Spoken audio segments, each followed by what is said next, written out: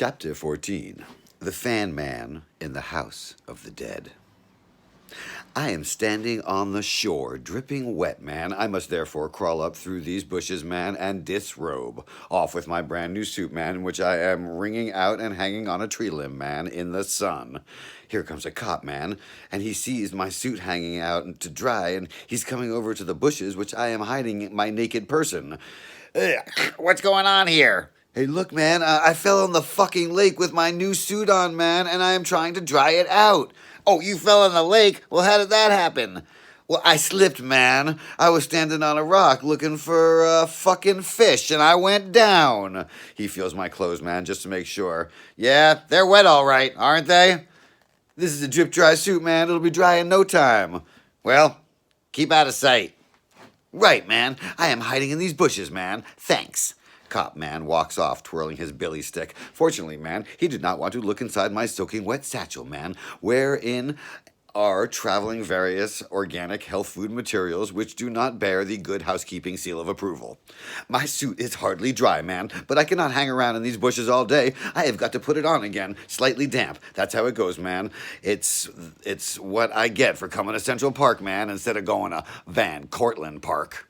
All right, man, I am once again walking along in my soaking suit with my squeaking water shoes, dragging my way across the park towards NBC. There is a bird, man, hopping along, talking to himself. Oh, I will freak him out, man. Make bird songs. Queek, queek, tweet, says the bird, and Horace Bedority says, queek, queek, tweet. Bird, turn around, look around, spooked, wondering where is that sound coming from, man? Is there some other bird animal around? It is only me, Horace Bedority's, running through this bird lifetimes. I must, man, get everyone in the love chorus to make flapping motions with their arms, to resurrect the bird memory. That is definite. Someday, man, I will get myself together, flap my arms, and split the cosmos. Go into nirvana, man. Get me some rest on the big white couch of bliss. Not today, though, man. Today I must go to NBC. But first, man, I must sit down on this isolated park bench, man, flung up here in the bushes by some thoughtful juvenile delinquent. Even though my briefcase is filled with water, fortunately, man, my herbal leaves and twigs are all contained within this handy plastic bag recommended by Good Housekeeping, man, and hermetically sealed against the onslaught of Puerto Rican frogmen who tried to drown me.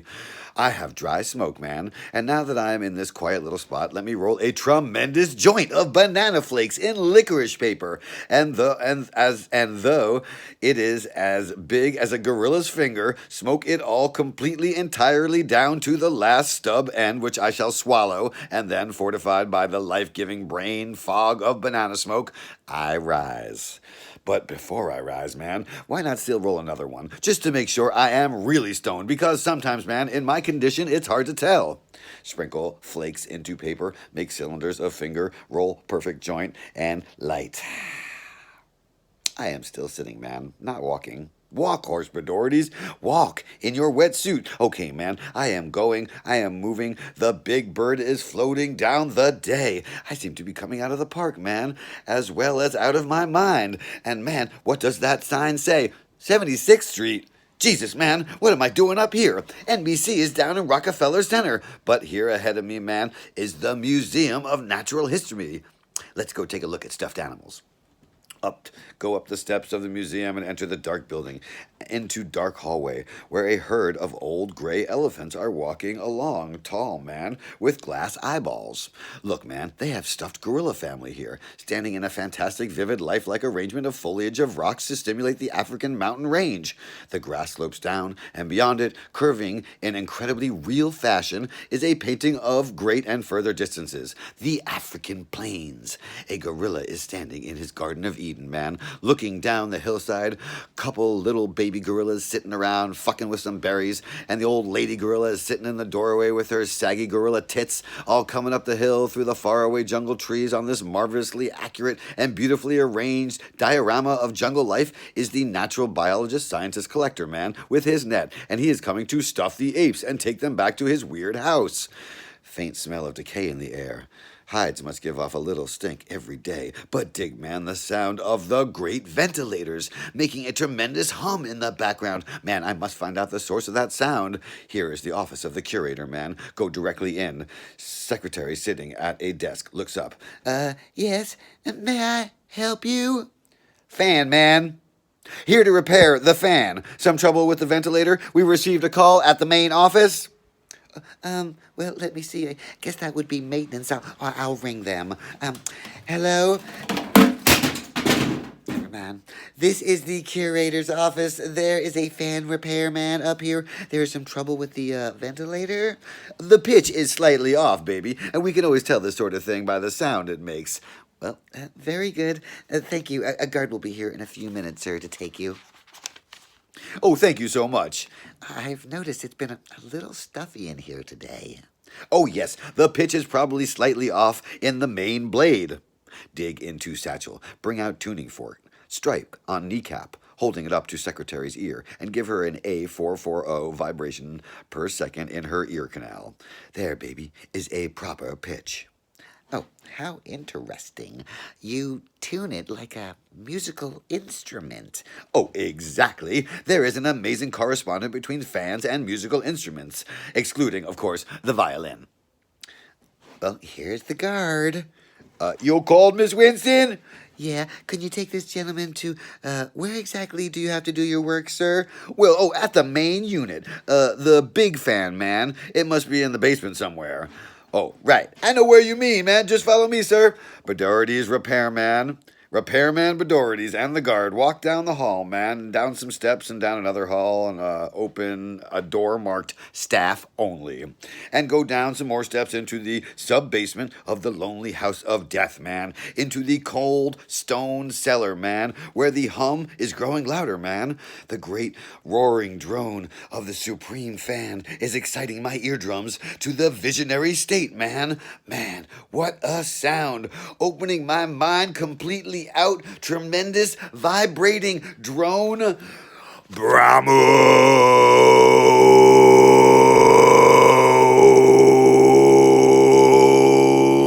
Oh, and there it is ahead of us, man. Enormous, the great museum fan, man, with its numerous ducts connecting it to the entire building. This is the chief, man, speaking the great words to the dead.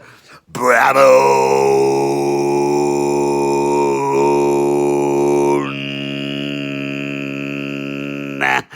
The guard, man, is scratching his head. How's she doing? Well, the pitch seems to be all right, man. I can't understand the problem. Well, she's all right. She seems all right, doesn't she? Well, it's operating perfectly fine, man. I'll just check it out on the oscillator. Removing from my satchel, man, the Dr. Bedority's Army surplus stethoscope, man. Putting the rubber-tipped prongs into my ear, man, and applying the sensitive listening disc to the heart of the great fan. Oh, man, this is fantastic, man. This is the primal voice, man, singing into my stethoscope. I hear 1,000 songs in here, man, and a couple of dinosaurs running around talking to each other with bass notes beyond belief, man. They have some dinosaur bones on the 4th floor of this pad, man, and I am picking up their vibes. And I see by the label, this fan was built by the Posaic Fan Company. Looks like I am going to have to make another trip to New Jersey, man, and purchase one of these fans on long-term credit with rubber check down. The pressure of the sound waves is all right, man. Everything is checking out. Hey, the only thing I can suggest, man, is that you perhaps some kid threw up a hot dog down one of the ducts. You think so? Oh, well, it's happened before, man. I'll have to go back to the main office and get my duck diving suit, man. Without it, the pressure would be too great. You see the suit I am now wearing? I wrecked it only an hour ago climbing into a fan duct at the Pan Am building. Oh, well, it's dangerous, is it?